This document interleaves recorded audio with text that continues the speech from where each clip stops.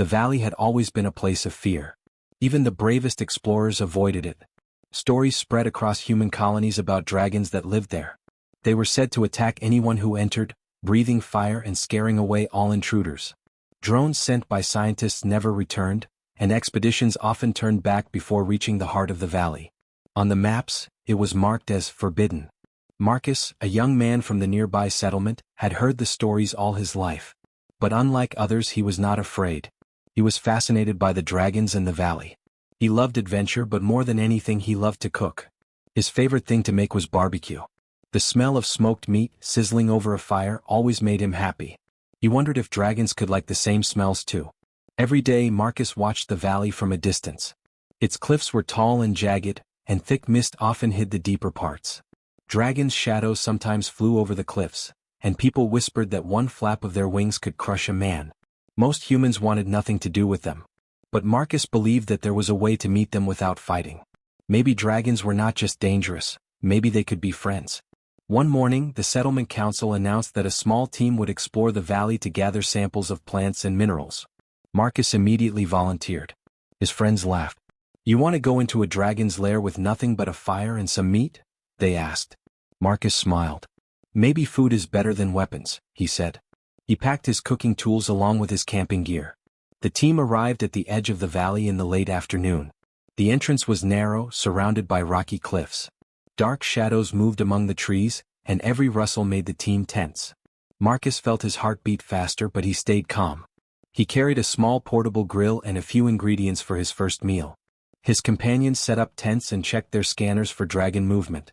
As the sun began to set, the valley became quiet. The air smelled of damp earth and pine. Marcus started a small fire and placed the grill above it. He carefully laid the meat on the grate, brushing it with a sauce he had prepared. Soon the smell of cooking meat filled the air. It was rich and smoky, and Marcus hoped the dragons would notice. Suddenly, a large shadow moved across the cliffs. The team froze. A dragon, green and gleaming, appeared at the edge of the valley. Its eyes were sharp and it sniffed the air. Marcus did not step back. He held his tongs firmly and waved gently. The dragon tilted its head, curious. It was bigger than any story had described, but it did not roar or attack. It simply watched. Marcus spoke softly. "I'm not here to hurt you," he said. His words had no meaning to the dragon, but his calm voice and steady movements seemed to matter. The dragon stepped closer, each movement slow and careful. Marcus could feel its warm breath. The smell of barbecue must have drawn it. The dragon circled the camp, its eyes never leaving the food. Other dragons began to appear. Smaller ones flew down from the cliffs, landing near the first dragon. The team was silent, unsure what to do. No one dared to move. Marcus continued cooking, adding sauce and turning the meat so it would smell even stronger. The dragons sniffed the air, and to everyone's surprise, they stayed. They did not roar or spread their wings in attack. They were simply curious. Marcus decided to try something bold. He carefully took a piece of meat and placed it on a tray. Slowly he stepped forward and held it out. The largest dragon leaned down and sniffed it. Then, gently, it took the food with its claw, careful not to crush it. Marcus held his breath. The dragon tasted the meat, then blinked. It was as if the dragon understood that Marcus meant no harm. The rest of the dragons watched, waiting. Marcus smiled and offered more pieces. One by one they accepted the food. The team members were amazed. Dragons, fierce and terrifying, were eating peacefully. Marcus realized that the valley was not just a place of danger, it was a place where trust could grow. As night fell, the dragons settled around the camp. Their scales glowed faintly under the moonlight. Marcus sat by the fire, cooking more food. The valley that had once seemed so dangerous now felt alive with wonder. For the first time, humans and dragons shared the same space without fear. Marcus knew this was only the beginning. A single meal had opened the door to friendship, and he could not wait to see what would happen next. The morning after the first encounter, the valley felt different. The dragons had not returned to their cliffs, but they lingered nearby, curious and watchful. Marcus woke early, excited to continue his experiment. He wanted to see if food could truly build trust. He packed fresh ingredients, including vegetables and spices he had never used before. Today he would make a bigger barbecue, one that could feed both humans and dragons. The team gathered around Marcus as he prepared the fire. They watched silently, still amazed from the previous night. None of them could believe how calm the dragons had been. Marcus smiled at his companions. Just watch, he said. They are curious creatures. They just need to know we mean no harm. As Marcus started grilling, the smell of smoky meat and spices drifted deep into the valley.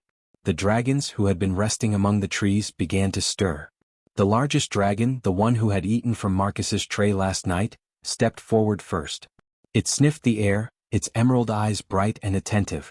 The smaller dragons followed, one by one, their long tails swishing gently across the grass. Marcus held the tray steady. "Don't be afraid," he whispered.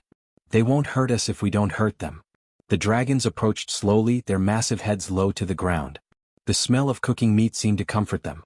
They circled around the campfire, watching every movement. Marcus could feel their warm breath on his face, but he did not step back.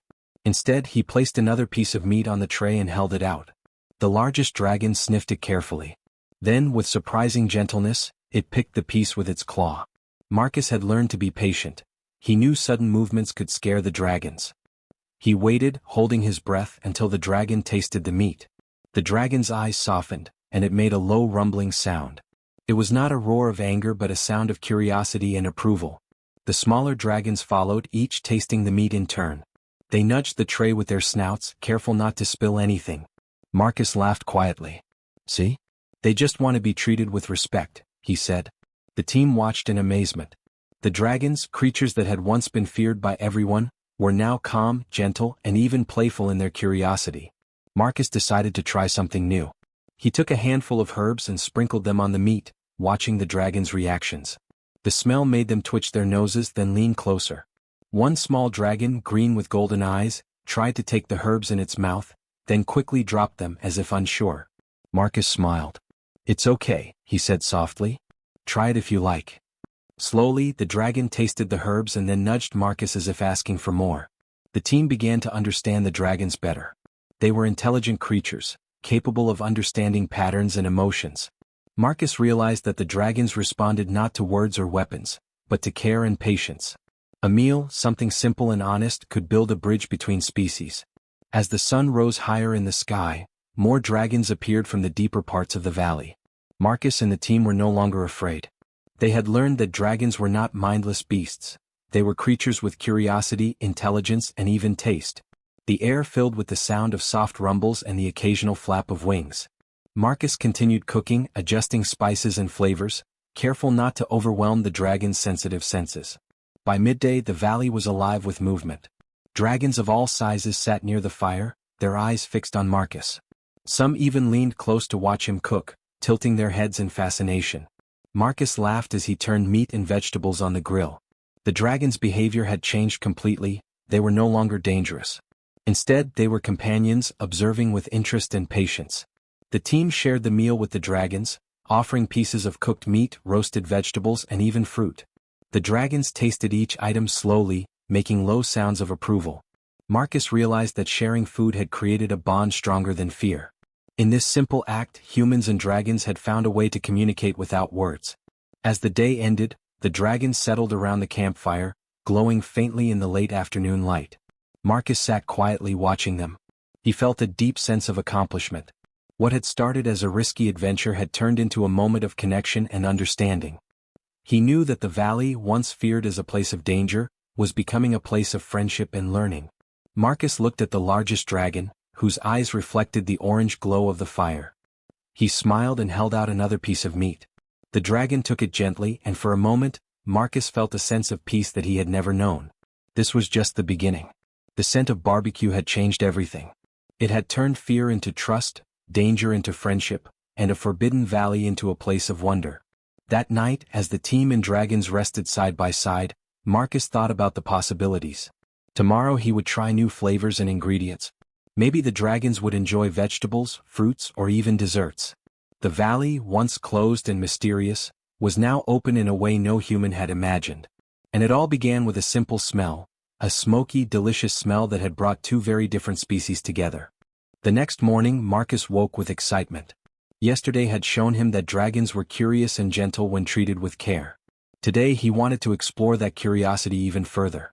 He planned a bigger meal, one that could feed not only the human team but all the dragons that had gathered. He carefully checked his supplies, fresh vegetables, fruits, and a new selection of spices. He even brought sweet pastries he had baked the night before.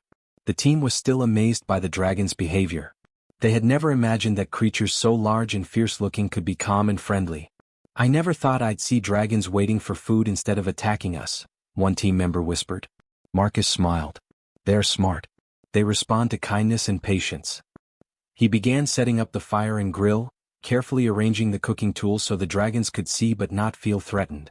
As soon as the first scents rose into the air, dragons began to arrive from every corner of the valley. They were bigger and smaller, old and young, all drawn to the smell of food.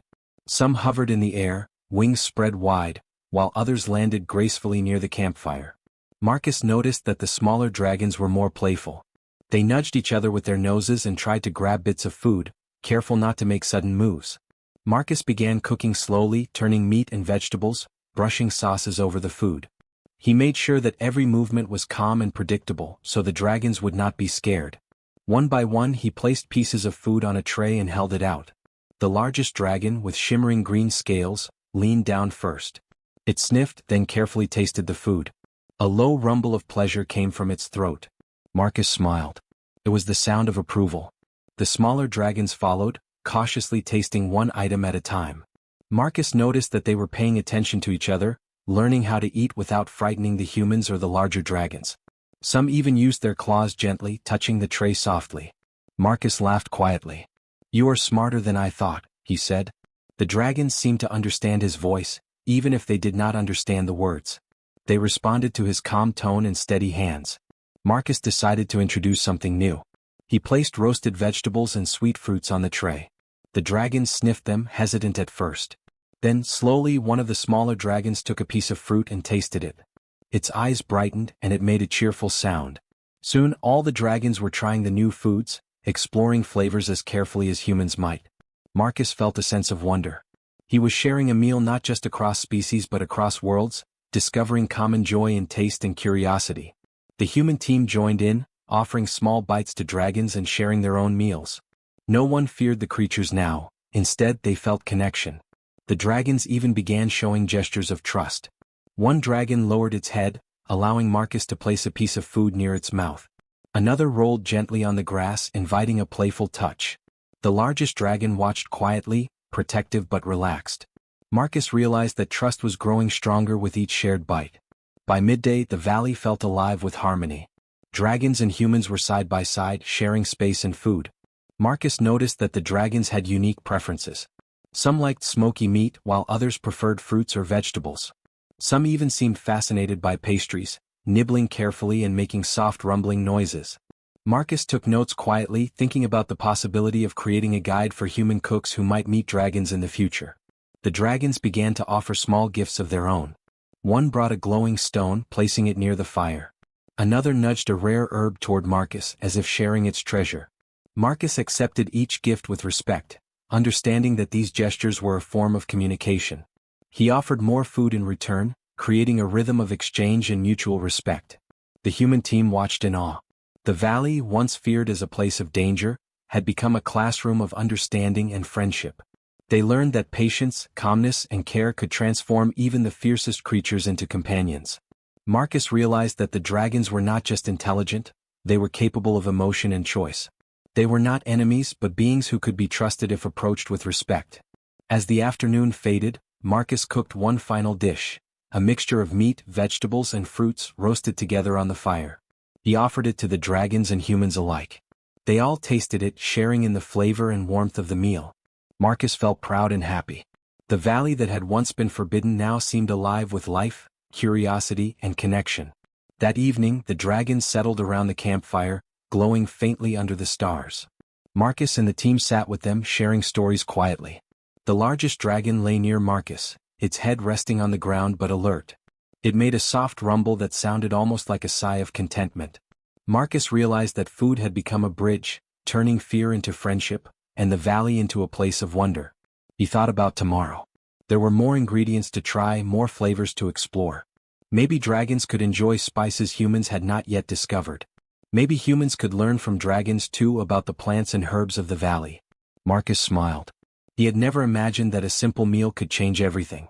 But here it was, dragons and humans together, learning, sharing, and building trust. And it all began with one careful, thoughtful meal. By the next morning, word had spread across the settlement about Marcus and the dragons. Leaders and scholars were curious but cautious. They had heard stories of danger, but the reports from Marcus's team were different. Dragons had not attacked. They had accepted food, behaved peacefully, and even shared small gifts. The council decided to send a small group to see the valley for themselves. Marcus agreed to lead them, carrying his cooking tools and ingredients. As the visitors approached the valley, the dragons watched carefully. Some moved closer, their scales glinting in the morning sun. Marcus reminded everyone to stay calm and quiet. They respond to our mood, he said. If we are patient, they will be patient. The visitors hesitated, amazed by the dragon's size and presence. But Marcus walked confidently, holding a tray of roasted meat and vegetables. The largest dragon stepped forward first. Its emerald eyes studied Marcus, then the new humans. The council members froze, unsure of how to proceed. Marcus held the tray steady and offered a piece of meat.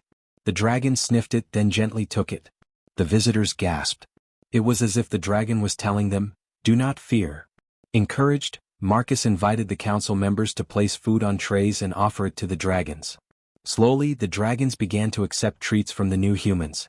They were careful, sniffing and tasting, then retreating if they felt uncertain. Marcus guided the visitors, teaching them to stay calm, speak softly, and move slowly. By midday, a peaceful rhythm had formed. Humans offered food, dragons accepted it, and both sides observed each other with curiosity and respect. The council members could see that the dragons were intelligent. They were not animals to be hunted or feared. They were creatures capable of thought, choice, and emotion. Some dragons nudged gifts toward the visitors: stones, rare herbs, even small shiny objects. Marcus explained that these gestures were signs of trust. The visitors watched, realizing that the valley was not a place of danger but a place of connection. After the meal, the council gathered with Marcus and the dragons. They spoke quietly, observing gestures, rumbles, and body language. Marcus translated as best he could.